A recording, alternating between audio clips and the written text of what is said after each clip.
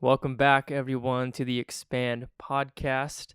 This is your host, Zarin Beatty. I literally just landed in Austin, Texas for the Aubrey Marcus Fit for Service Mastermind. I'm sitting here with the very first podcast guest for the whole weekend, a dear friend, I can already tell, Pat Divilly from Ireland. My man, how are you? I'm great. I'm delighted to meet you for the first time. As you say, I think friends for sure straight away. And yeah, excited to connect with you both here and in the future. Yeah, man. Thank you for doing this. Thank you for being here. Thank you for being so consistent in getting back to me and just trying to really find a time that works for the both of us. It's when you travel, you have a lot of free time but also not a lot of time at the same moment, you know? But dude, what are you doing? What are you up to? Why are you here in Austin? I have so many questions for you, man. You're a public speaker in Ireland. You have a course called Discovery, if I'm correct.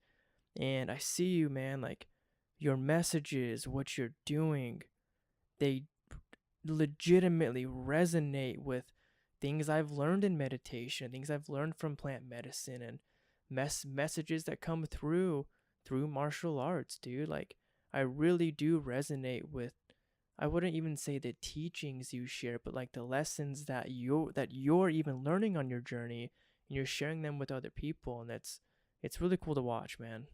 Thank you. Yeah, I'm here to connect with people like yourself. I'm here to get outside my bubble. I'm here to continue to learn. I think we all live in a current identity, and the way that we challenge that identity in a positive way is through new experiences, through new environments. And yeah, for me, like you say, I'm a speaker at home in Ireland. I'm seen in a certain light. I see myself in a certain light, but I'm always trying to challenge that. And I never want to stand on a stage and say anything that's not true to me. I've seen it so many times throughout the years where you've got speakers that talk a great game, but maybe don't live it as much. And I want to be fully congruent because I don't want to have to look in the mirror after doing a speaking engagement and know that that's not who I am. And that's what people seem to connect with, is the honesty, or the funny stories, or the embarrassing stories, or whatever it might be. But as you say, I'm not. I'm just sharing my journey more than anything, and hopefully teaching some bits along the way. Man, so you wanting to like hold ground in your own truth while sharing your messages, that means so much to me as a person. It took us almost 3 years to release our podcast. So it took me a lot of time to like integrate that idea and kind of know more where I'm coming from and kind of ground myself in my own person. And a lot of that comes in like I want to believe what I'm talking about and I want to be able to embody what I'm sharing with people. And I think through martial arts and through meditation, you can become extraordinary in feeling the subtle sensations that might be off, whether they're in your opponent, whether they're anxiety or emotions in your own body, you know. And if we can tap into those things, I feel like we can make, smoother choices and limit as many mistakes as possible. Of course, we're gonna, misstep, but how do you feel like your lifestyle has helped you kind of want to walk in that truth? Has that always been normal for you or natural, or was it something that was kind of there, but then you discovered more on the journey? My background, going back to childhood, to being here, my background going back to being really young was always not feeling enough, not feeling good enough, being bullied as a kid, always chasing approval and acceptance and validation from people outside of myself. So initially that was wearing certain clothes because people in school wore certain clothes, and I thought if I do that, that'll be the answer. And that sort of pattern went all through my life. College, drinking too much because it made me feel confident for a moment in time. The real world, thinking if I gain if I gain a name and I make some money, then it'll be okay. And doing all those things and waking up at maybe 26 with everything I thought I ever wanted, a house and a car and a girlfriend and a business that was successful and people knowing me back home, and still feeling something wasn't right. I said, I don't want to do this anymore. I don't want to keep looking outside of myself for truth and for love and for acceptance and for all these things. I want to feel those things within myself every day. And so that was a case of really stepping into truth and living in truth, even when it's not comfortable, and not anymore chasing things outside of myself. That's when martial arts came back into my life. That's when meditation came back into my life.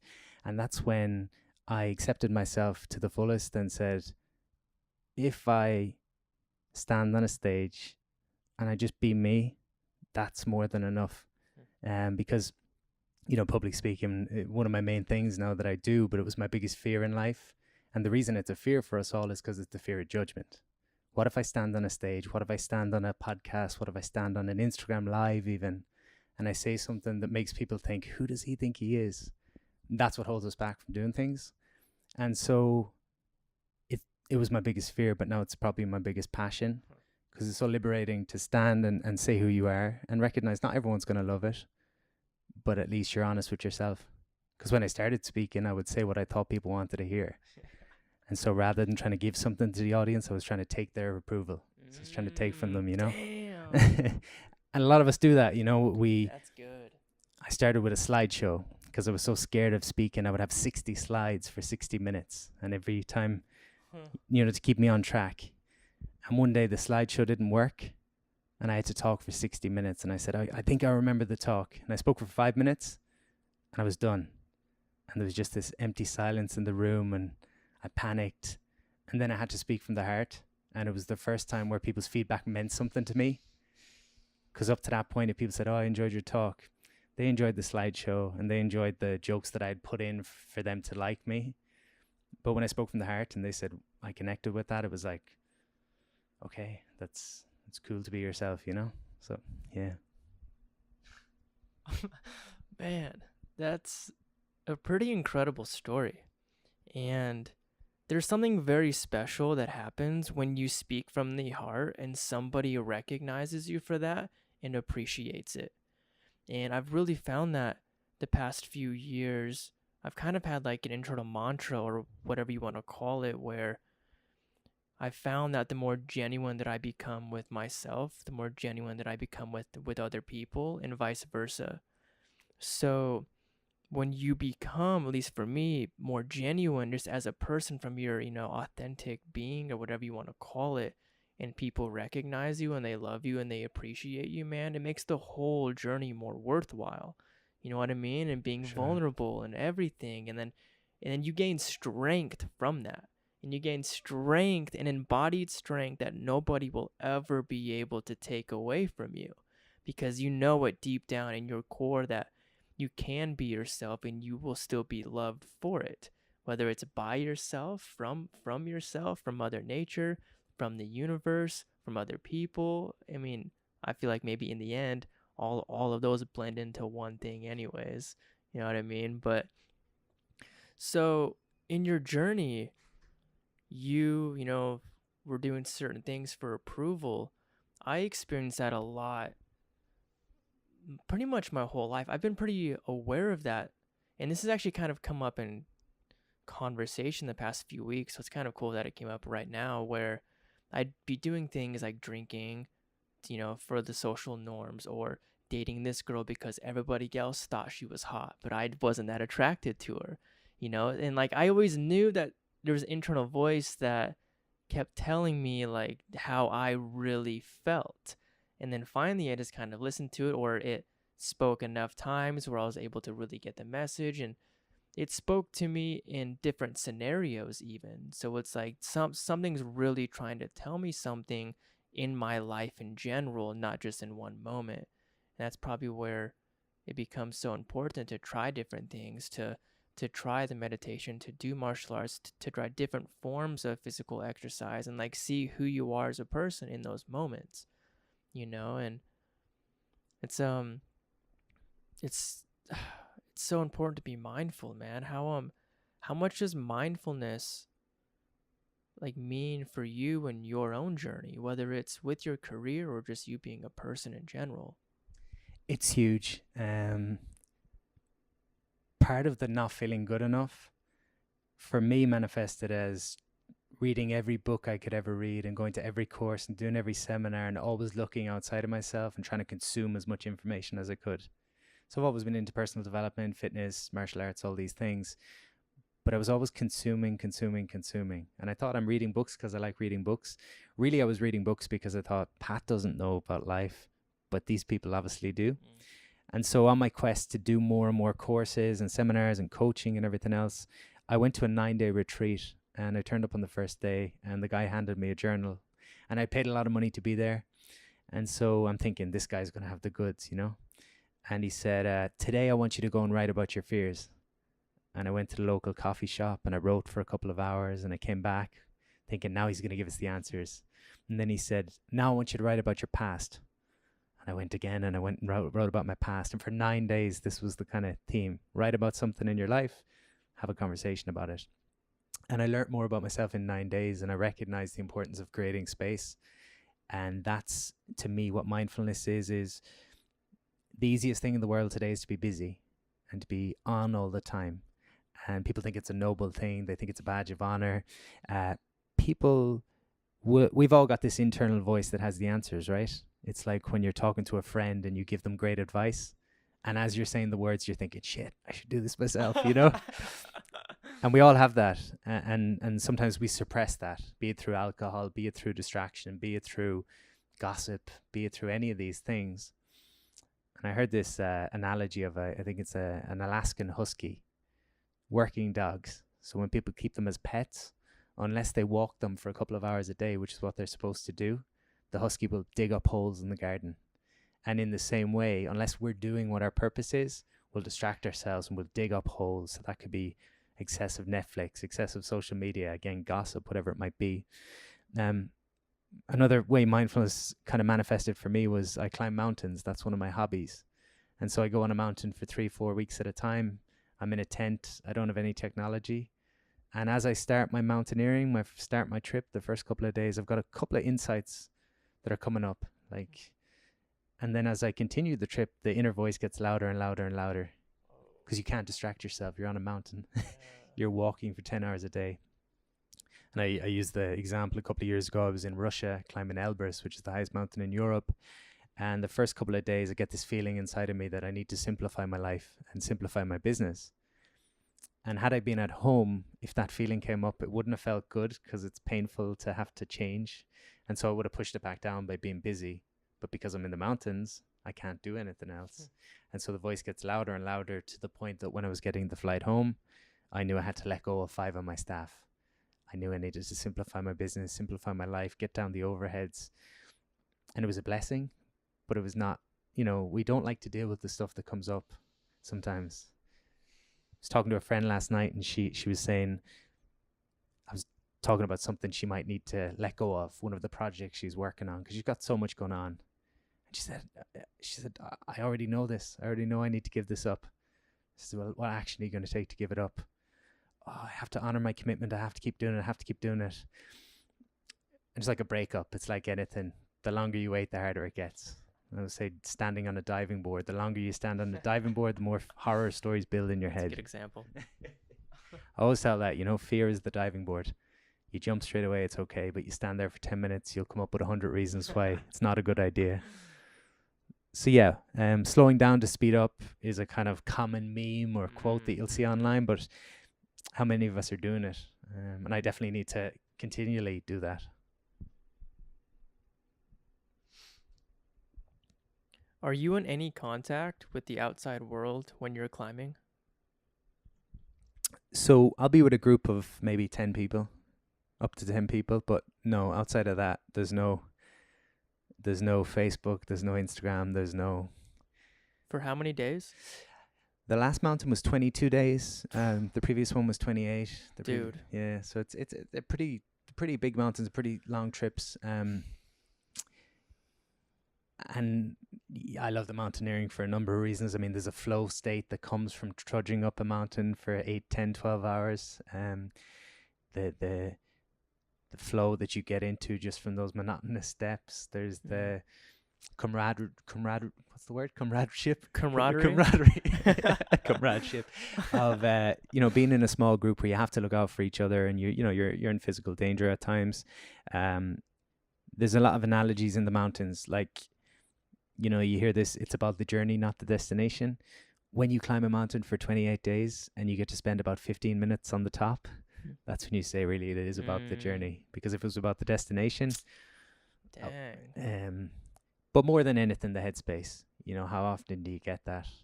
It's something I think we all should consciously do. Meditation is 10, 15, 20 minutes in the day where you might get that. But to like embody as a daily behavior. Yeah.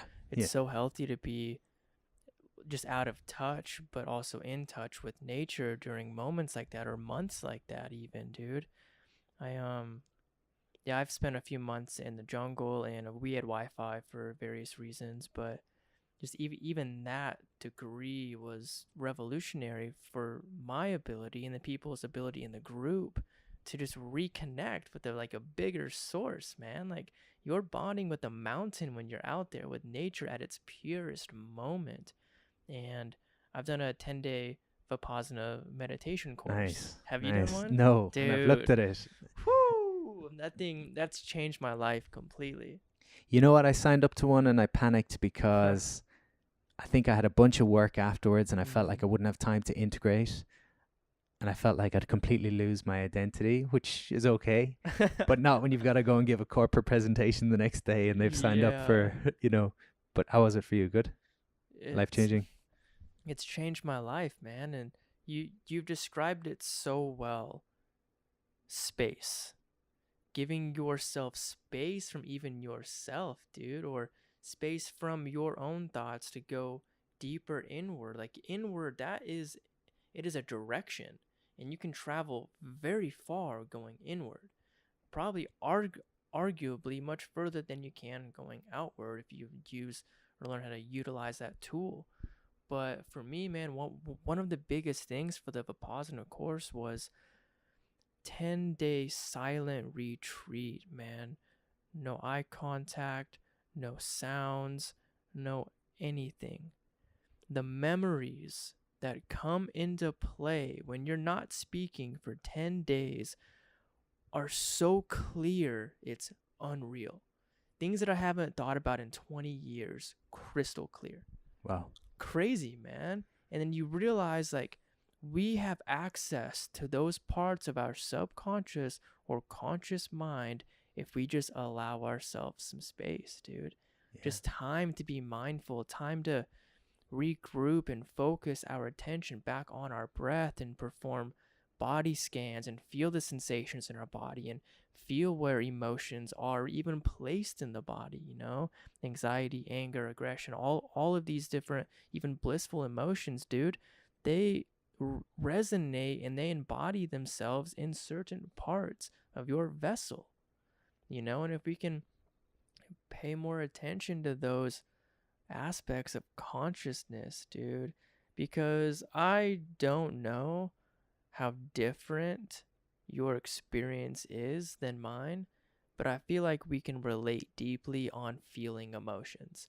This is like one of the things I feel like brings us all closer together, is we all feel emotions. How do we feel them? How are you interpreting the sensations in your body? Because it seems like meditation or mindfulness both boil down to sensation. And how do we look at those non-judgmentally from a pure observational platform, or by thinking we're less because we feel a certain way, or all that self-talk that can be disastrous. Yeah. I wonder too, man. I'd love to hear your thought about this. Do you feel like positive talk can be dangerous and harmful? Yeah, I think there's power in negative thinking also. Back to the mountain analogy, I'll sometimes say that the traditional positive thinking, law of attraction vibe that some people feed into, and definitely law of attraction is a thing and it's important, but law of action obviously pairs with that. But, if you were to climb a mountain, climb Everest, and you leave base camp and you say, the weather looks good, this is going to be fine, I don't need to bring any tools with me, and you get halfway up the mountain and the weather turns, You're going to die or you're going to have to retreat, but it's not going to end well. But if you go into that same scenario and you think about what could go wrong here, and you make a list of things that could go wrong, you're prepared then. You can respond when these things happen. And it's the same thing with, I'm from a fitness background initially. I was 10 years a gym owner, wrote books on training and nutrition. That was kind of my original background. And January would come and people would come to the gym and they'd say, I'm motivated now. I'm going to lose weight. And I'd say, tell me about last year. Well, last year I was motivated, but such and such and such, this happened and this happened. And so I fell off the wagon. And tell me about the year before. Yeah, well, I was kind of motivated, but I wasn't as motivated at that time. And people repeat the same behaviors throughout their life by being too reliant on motivation, willpower, drive, how bad do you want it, all these kind of phrases we hear all the time. It's like one of the most empowering things you can do in going after a goal is to get honest. And number one, say, what are 5 to 10 things that could potentially come up against me in this? So I want to get healthy. Okay, what's one issue? One issue is maybe I'm going to prep my meals on a Sunday and I'm going to drive to work on a Monday and realize I forgot my meals. So if I'm not prepared and I haven't considered that that's a possibility when the motivation wears off, chances are I'm going to be frustrated and triggered by myself. I'm going to reach for junk food. Effectively, I've got a flat tire, and most people slash the other 3. They say, I've made a mistake, might as well throw it all out the window, Now, if I was to say, okay, here's my five biggest issues that will probably come up. 1, there's going to be days where I don't want to get up and go to the gym. Okay, how do I respond to that? I get an accountability partner. That's my strategy there. 2, going to struggle to have time to prepare my meals. Okay, I get a meal prep company. You can have such certainty and confidence by addressing these things before you get into them. But we fool ourselves because we read a new book. I say, oh, that's the missing link. Now I'm really motivated. So, I think positive thinking is great, but I also think positive thinking, to me, positive thinking is recognizing there's going to be a lot of negative, or there's going to be a lot of struggle, I should say. Here's the best analogy I can give. I was in a taxi a couple of years ago with the driver back in Ireland. And he asked me what I do. And I said, I'm a speaker. And he said, I want to be a motivational speaker too. And I said, what would your philosophy on life be? He's from India, I think. And he'd been living in Ireland a couple of years. And he said he wanted to go back to India and be a motivational speaker. And he said, I meet people from different backgrounds, different ages, different jobs, different professions, completely different people. But he said the common trend with most people is they think success is A to B in a straight line. So a good relationship is A to B in a straight line. Making money is A to B in a straight line. It's all very linear. And he said, if you think about a heart rate monitor, straight line is flat line is death. So he said, as long as we have life, we'll have ups and downs and ups and downs and ups and downs. And so there's beauty in the struggle. There's magic in the struggle. There's lessons in the struggle.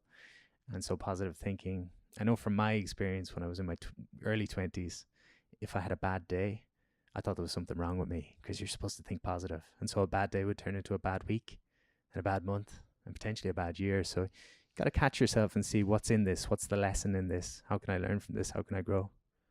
I don't know if that answers the initial question, but yeah. 100%. And it's an interesting, almost like society embedded insecurity, where people, if they don't feel like they're thinking positively, then they won't be successful, or they won't be able to overcome the struggle that they're dealing with. And I mean, whether that's just our society learning how to share information or not, I'm not sure. But I mean, sorry to cut across you. I caught myself last week, and again, you know what it's like. You're in this space, and you live in this space, and you live this stuff, but you still have the same issues. At least I do. It's like layers of the onion. You feel like you've gotten through something, and then it surfaces again. But 100%. Oh, it's a never ending, and that's the beauty of it, I guess. But I found myself, I think I went to Amsterdam for a week before I came out here to America, and so I was tying up all these loose ends, and I was passing on work to the guys that worked for me, and I was just trying to get organized before I left, and I was feeling overwhelmed. I was trying to spend time with my family and my girlfriend, and I just had a lot of things to do before I left, and so I'm feeling overwhelmed. And for half a day, I was telling myself a story about how overwhelmed I was, and I was doing nothing to action it. And now I've got this visual in my mind of when you got a negative story, sometimes it starts dragging you down in a downward spiral, and you let this thing build and build and build, and It's like a little red monster in your mind, and the more energy you give it, the bigger and bigger and bigger it becomes. And finally, I caught myself in the evening, and I was like, right, what can I actually do to change this situation? And it seems so simple, but I made a list of the things I have to do, started working through the list. And so often I think we fight for our limitations, or we say, I can't do this because this. And so we're keeping ourselves where we are, rather than, I heard Robert Kiyosaki, and I think this is a game changer. He said, statements close the mind, questions open the mind. So a statement is, I've got bad genetics and I can't lose weight. A question is, how can I upgrade my health? That can change so much in life, I think. And so I said, what can I actually do about this overwhelm? Rather than, I'm overwhelmed. What does that do for anyone, you know? What did you do? What helped you? With the overwhelm? Yeah. It's a very common feeling.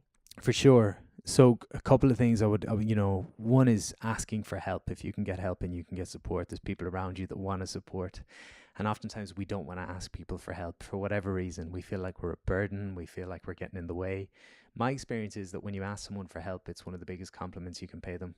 And so we're actually holding back the opportunity to compliment someone. You're not going to help someone unless you respect, or you're not going to ask for help unless you respect the person and things. So asking for help, I think, is important. As simple as it might seem, I think making a list and working through that list is important, because you recognize your progress. I sometimes say, if you get in the car and you don't put a destination in the GPS and you just drive around aimlessly, you're going to feel a bit disillusioned and feel like you're not doing anything. But as soon as you put the destination in and it says drive 100 meters, once you've driven that 100 meters, you feel a little bit closer to where you're trying to go. And so we gain our confidence through what we've done as opposed to what we're going to do. And so often we're on to the next thing and the next thing and the next thing. And we forget to acknowledge our wins, our progress, what we've gotten done. My experience as well is when you get caught up in your head with overwhelm and you actually stop, and the question becomes, rather than the statement, I am overwhelmed, the question, why am I overwhelmed and what can I do about it? In my experience, usually it's not as big a deal as you think it is. There's a couple of small things you need to do. I mean, look, sometimes it's a part of life. Sometimes it's there to help us grow. Sometimes it's there to teach us to not take on so much. It's definitely been an experience of mine in the past of, I'm overwhelmed because I took on way too many projects and it looked cool having a full diary, but it's not cool living in a full diary. But look, any struggle in life, what is the lesson in this is a question worth asking, I think.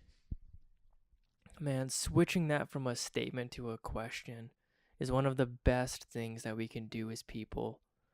It's so I'm developing an online program right now. I've been writing it for about 8 years. Wow. And it's been a long time, Nice. It's like just like you, man, trying to embody what you are sharing, and I've worked through it. I put myself through the program, everything. And one of the first ways that I've found best to find your own foundation. So like, Bruce Lee and all of these martial art quotes or sayings talk about, having an empty cup, or, you can't fill a cup if it's full kind of ordeal. But what I found is, how do you empty your cup? You pretend like it was never full in the first place. And you do that by asking questions.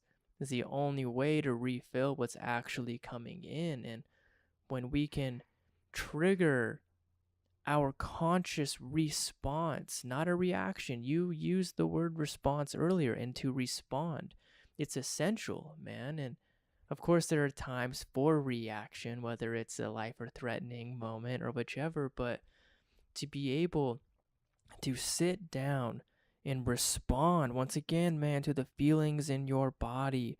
Where is this coming from? What does this feel like? What other moments have I experienced that feel similar to this feeling? You start asking yourself questions, man, whether it's, why am I even overwhelmed? And it's amazing the response from spirit or the universe or your internal potential or whichever that responds to that question. It's crazy the answers that we can receive when we are open to, be receiving something that we may not know. It's okay to not know something. It's completely okay. We allow ourselves to be stuck some of the time. by the, because change is difficult regardless of the change, and so sometimes it's better or it's easier to be unhappy than it is to be uncomfortable. It's the truth, man. I had a coaching client 2 weeks ago, and she runs a therapy center. She does courses in London, so that's the big city. She goes there. She's booked out from the morning to night, and then she has a small time clinic in her hometown back in Ireland. Now, it's not the most progressive thinking part of the country, and the type of therapy she's doing is quite different. So it works in London, doesn't work so well in home. And she said to me, my goal is to pack out my clinic back home. And I said, what's stopping you from doing that? She said, well, people back home don't believe in what I do, and there's no market for it back home. And I just looked her dead in the eye. I said, close your clinic now. And she was like, what? How could you tell me to close my clinic? I said, well, you told me there's no one that wants this service, so I'm trying to help you here. Well, maybe there is. Dang. Okay, well, let's explore that then. Let's not close ourselves off and think that people in my town can't do that, or there's no one like that where I'm from, or people won't pay money where I'm from. We've all got these stories, but we all fight for our limitations to a certain degree. It's okay for them. It's different for him. It's different for her. It's a question worth considering for us all. Where am I fighting for my limitations? I've got bad genetics, but your brother and your sister seem to be really athletic. No, you don't understand. This kind of thing. And dude, that's beautiful. That's a hard pill to swallow. yeah, and it's certainly not certainly not a knock on anyone. And I always frame everything as, we're about to get walked in. Hello, how are you? We are in here. That is okay though. I appreciate it.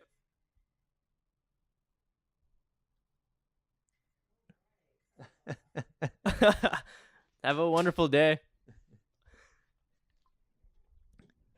the editor. That's too funny. That's the best. Man, it's a hard pill to swallow. Yeah. It's dude, that's you got to be humbled when you look at stuff like that, and it's so damn healthy to be humbled, man. Every now and then, emotionally, physically, spiritually, consciously, when we recognize those parts that the deeper knowing in us is aware of, and we have that moment, and there's that wall, you just can't fucking get through it, and then you just release, man. You really welcome it. And what I found, dude, the more you welcome those moments, really the easier the information can get to you. And then the time that you're taking pushing that away gets shorter and shorter and shorter, and then you align with your intuition, and you align with divine information that's meant for you and only you. Like you're receiving messages that are built for your experience, dude. And we may pick up on similar lessons, like maybe we both need to be more compassionate or something, but they're being received very differently. And when we can, maybe that's where the concept like let it flow comes in, just like literally smoothing out the edges and like let it flow, take the information and use it, and use that momentum. And with martial arts, like use their body weight and come with it, and like build a freaking dance out of it. I think, one of the things I'm always working on that is huge for us all, and it ties back to mindfulness, it ties back to flow, it ties back to becoming unstuck, is there's always feedback in the world. We're always getting feedback. And I think sometimes we let emotion grip us too much. And a couple of weeks ago, I did a tour in Ireland, a speaking tour, and I sent out a survey afterwards and just asked, hey guys, I'd love to get your feedback. How can I make things better?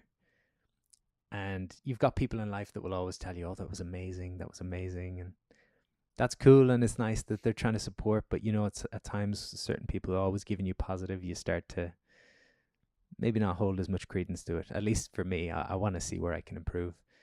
And so a lady wrote back and she said, you spend too much time on the whiteboard and you talk too fast and this and this and this and this. And I told my buddy that works for me that this email had come in.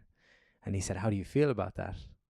I said, I don't feel anything. And That's not to say I don't respect or I don't value the opinion or I don't appreciate the opinion or I don't care, because I do, and that's why I ask for feedback. But she's just giving feedback, and I can take that. And a younger me would have gotten so irritated and felt personally attacked and not taking what was in that. But the reality is, that's someone who's coming to me and giving me a gift. It's up to me what I do with that gift. So I can throw it back in her face, or I can take it and I can say, maybe there's some truth in here.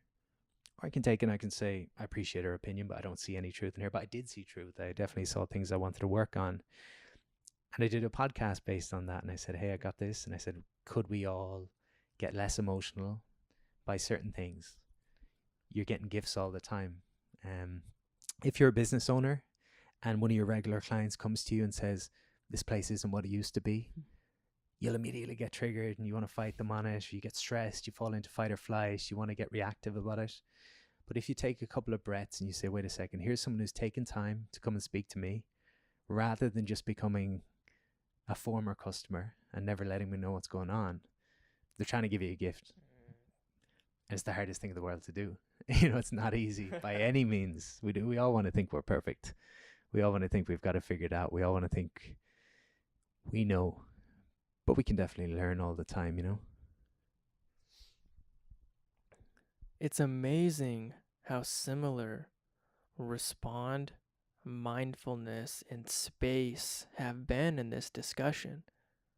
They're literally the same concept, just with a slightly different shade on them. And because you were giving yourself space from that comment, you were responding to it, you're being mindful of what was happening, be mindful of, as much of the scenario as you can possibly be. Whether, I don't know, man, maybe some people are more natural at that than others, but natural or not, it's something that we can all build on and really grow and like a freaking skill set with. It's one of the most important things I found as a person, dude. That's not only helped me feel better about life, but helps me build better relationships. And then those people feel better. And it literally spreads and blends into the people around you. My experience has been that, I don't know if you've ever seen DeMartini's work, and DeMartini will show, John DeMartini is a phenomenal thinker. I don't know how you describe it, but he talks about the animal self versus the soul, I guess. So like the animalistic nature of us all is very reactive. So something happens and we react immediately. The soul sees everything as even. So it's not reactive at all. It's just presence. And then the journey of evolution is becoming less reactive all the time. And I sometimes use the example that if you think of an athlete, a professional athlete making a lot of money, doing what they wanted to do, people will look at them and think, wow, they've got such a great life. They don't recognize that those people have to give up a social life, that they have to get up early every day, that they're sore all the time from training, that they risk injury, that they don't see their family. They don't recognize all those things.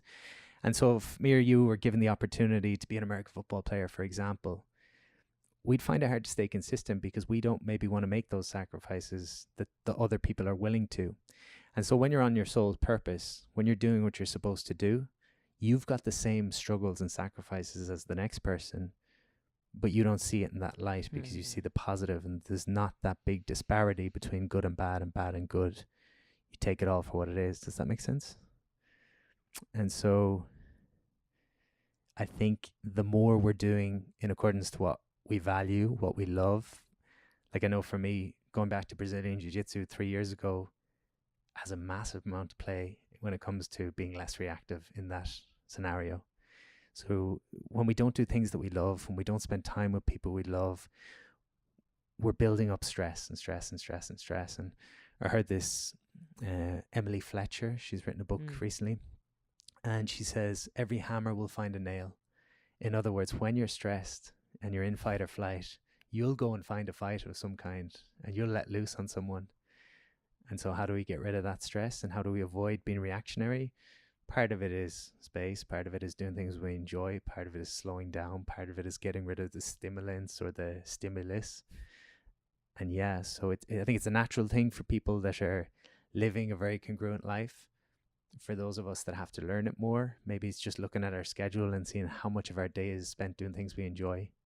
Because if there's a lot of stress in your day, we can't be surprised when we try to get rid of that stress by putting it outward.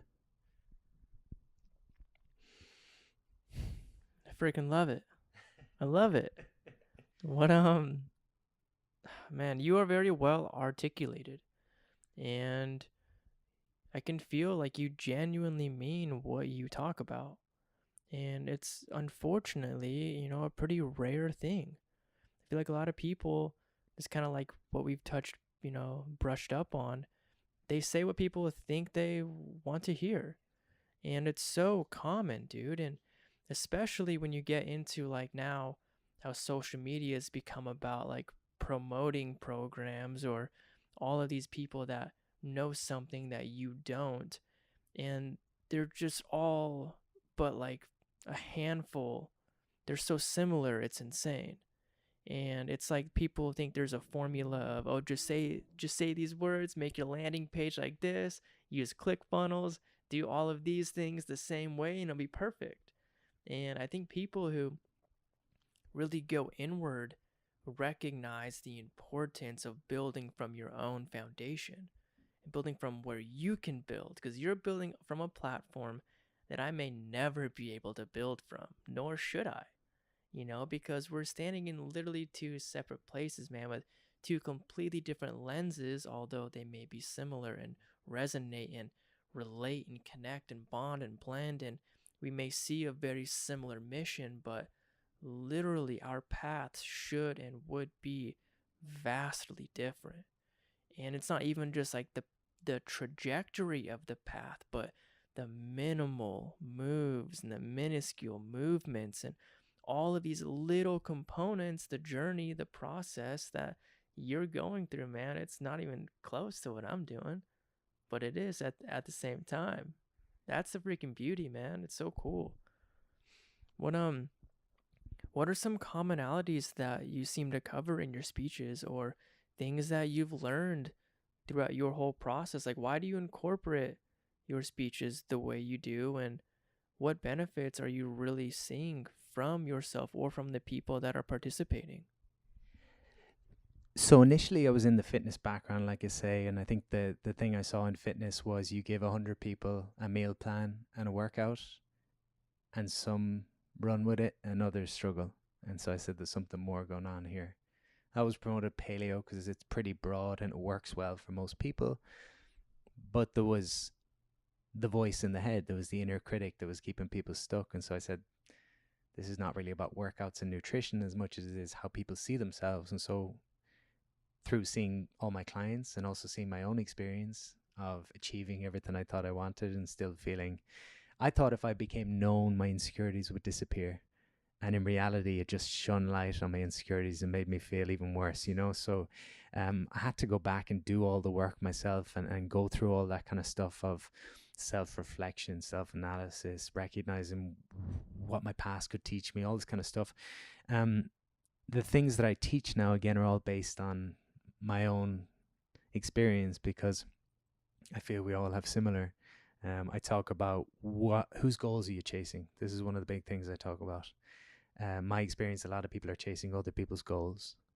So we talk about exactly what you're saying there, where people think there's a formula for success in terms of what kind of website you need or what type of content you need to put out.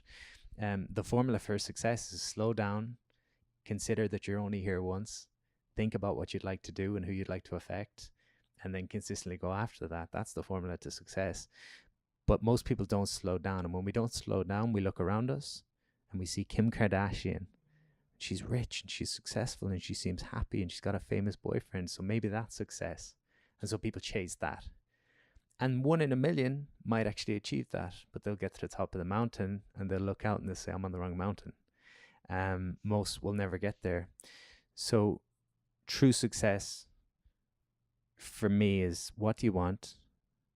Why do you want it is the question. Like, why do you want what you want? So I had a girl on a retreat a couple of years ago. She said, I want to do an MBA. That was her big goal. And I said, why is that important to you? And she said, well, I want to show myself I'm academic. And I said, why is that important? She said, well, when I was younger, I didn't feel academic. I said, why is that important? She said, my dad didn't really connect with me, but he connected with my brother. I said, so why do you want to do an MBA? And she said, well, I want to piss my dad off.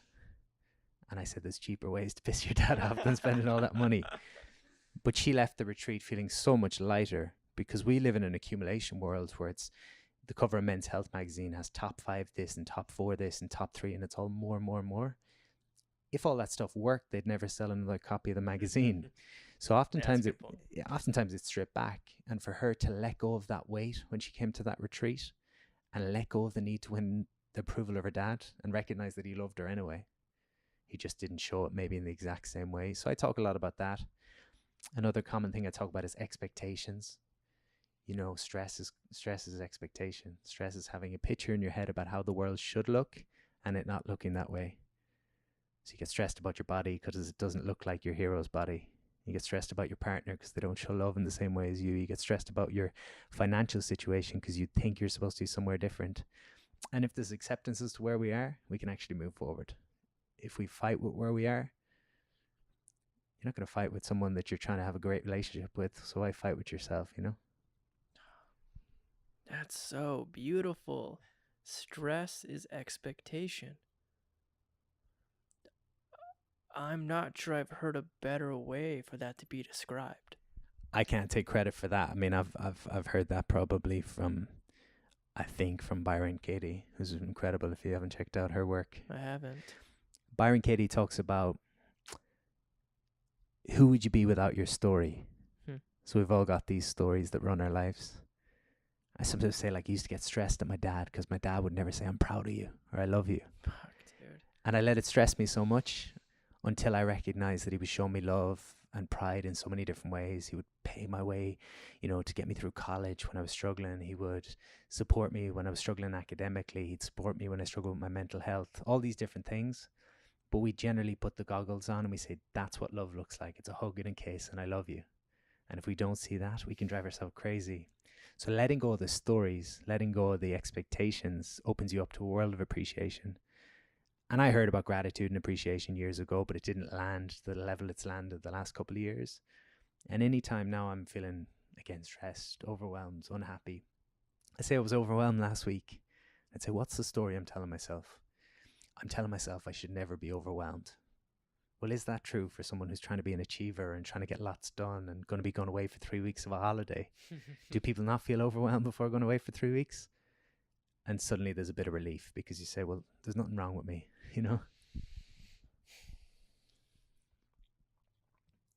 Dude, you're so on point with where you're coming from, within so many different categories. And it's interesting how well you can relate that story aspect of a formula of how a parent should love you to a formula of what success looks like. And I wonder, maybe you found better info or experience. I wonder what bonds those two. Why do we jump towards, like, this is how we comprehend what that is?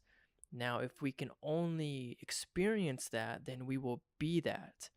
And for me, it seems like a lot of what I've really focused on, actually, this is what our online program is about, is the behavior that produces those moments. So it's not the moment itself, but like literally what behavior, what attributes, what moments, what levels of knowledge, what experiences, what discussions, what people have helped build that moment.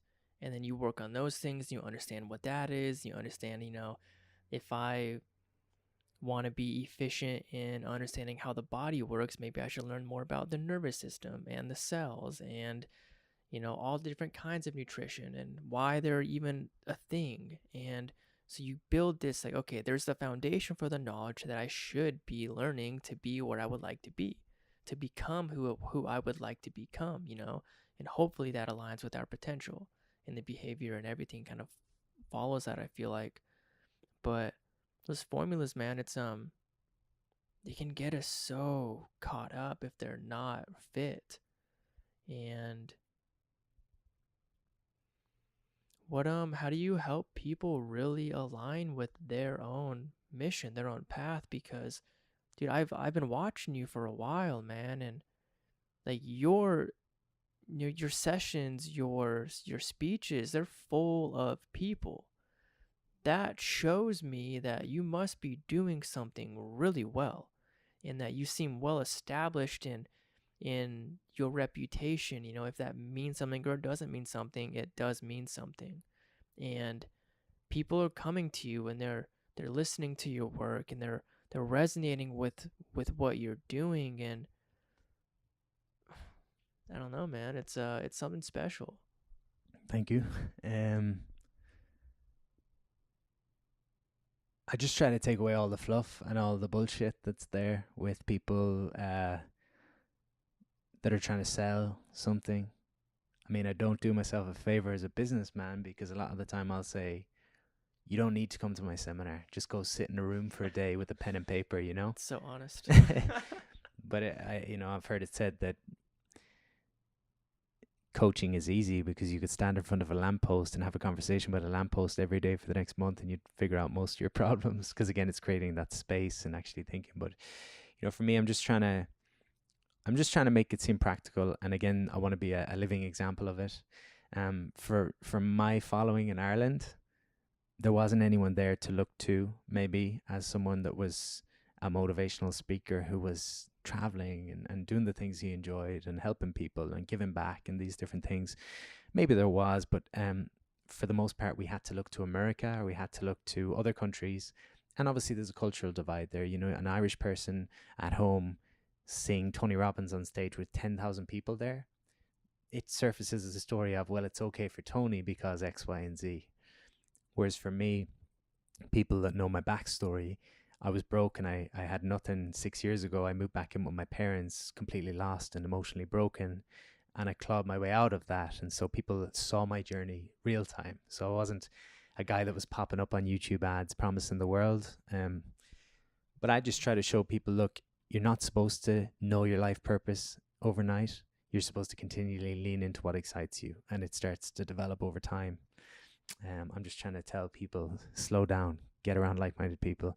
It's all, I suppose I'm putting it across in a way that hopefully resonates with people, because it's the most common message I get from people is that you didn't really tell me anything I didn't already know. You just said it in a way that connected and made sense to me. And if that's all I do, that's okay with me. Because look back at training and nutrition, most people know how to eat well and train, but it's got to be said in a way that makes people actually think they can do it. That's the secret. When I was a fitness trainer, most trainers were concerned with knowing 100 different push-up variations. I said I'll settle for one if I can make the lady down the road thinks that she can do that one push-up.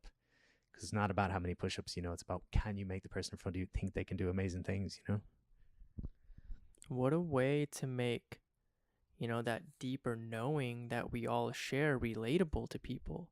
Because if you can have somebody, or if you can help somebody hold a recognition that you didn't really tell me anything different, but your word choice, your aura, your energy, your approach resonated deeply. It just goes back to rewording what we tell ourselves, or the statements we think, or even the questions we do ask. Why does this person cheat on me? All of these questions, like, we can ask better questions. And I think a lot of the discovery comes down to just literally asking different variations of the same concept and seeing what freaking resonates. Perspective is everything, right? So it's just how you see things more than that's all it is. We all live in the Google age, so we all have the same access to different things. But what do you see your potential as being? What do you see? Do you believe other people support you or hold you back? Do you believe you've got a voice that matters? Do you believe it's all what you believe more than anything? If you can change those things. I mean, I knew more about training, nutrition, and personal development probably at 16 than I do now in terms of accumulation of knowledge. But I didn't believe that anyone wanted to hear my voice, and that was the sticking point. So if you can get through that, and the way you get people to hear your voice is you speak from your own voice, because for the first 10 years of my career, I was thinking in my head, what does a fitness guy look like and talk like, and what am I supposed to do? And then it was, well, I don't do things the exact same way, so why not embrace that, you know? Like you, martial arts background. Let's take some things from martial arts and put them in here and sprinkle it with a bit of this and sprinkle it with a bit of that and make it unique. You got a Jeet Kune Do life, man. Yeah. Yeah, That's let cool. go of the picture you think of how it has to look and be open to the possibility it could look different ways. We've all got goggles on with blinkers. This is what success looks like, and it's great to have a vision. But I think if you live with intention more than vision, it can be powerful. So my intention is to be playful in life, to be inspiring to other people, to be open to new possibilities, to be there when I'm there, to be on. Mm-hmm. And that opens me up to a lot of different potential goals. Some goals that I never probably considered. I'm headed out to the Middle East in 2 weeks to do some presentations. That's not something I ever wrote down as a goal. That's cool, man. Random, you know. And Yeah. my last book came out in Arabic, which was something I never thought of having. So, what a trip. but these are things that, you know, younger Pat would never have written down as a goal because it just wouldn't have entered my awareness. But by choosing how you're going to show up every day, I think things open up. It's so huge. It's so huge to stay present that way because it keeps you in the moment when you're approaching something from your foundation.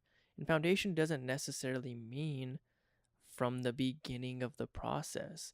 Foundation for me, or the platform, means like where your feet are, where you are right here in this moment, in this present moment. And to show up with intention, like if you bring your intention with you each moment, and of course those are going to shift and they're going to move and they're not always going to be perfect from A to B, right? But you can put that intention even into your intention, and even that should evolve in reality. But I feel like that's like the one of the more proper ways to move along the lines of your own vision or of a greater vision. It's, to be receptive and perceptive and present and patient and, approach each moment how like you would wish to approach the moment. And that just comes through trial and error, it feels like, I mean, nothing that we haven't heard before, you know what I mean? But that's kind of the beauty in like what seems like real wisdom and real knowledge and how we've evolved as a species for thousands of years. It's nothing vastly different than what we've been doing, but how can we just do it a little bit more efficiently, a little bit more mindful, a little bit more elevated to that, like, that divine conscious way of even being a person. And that's the process. It's cool. For sure. Man, dude, you are a good man. So we are 57 minutes in, dude.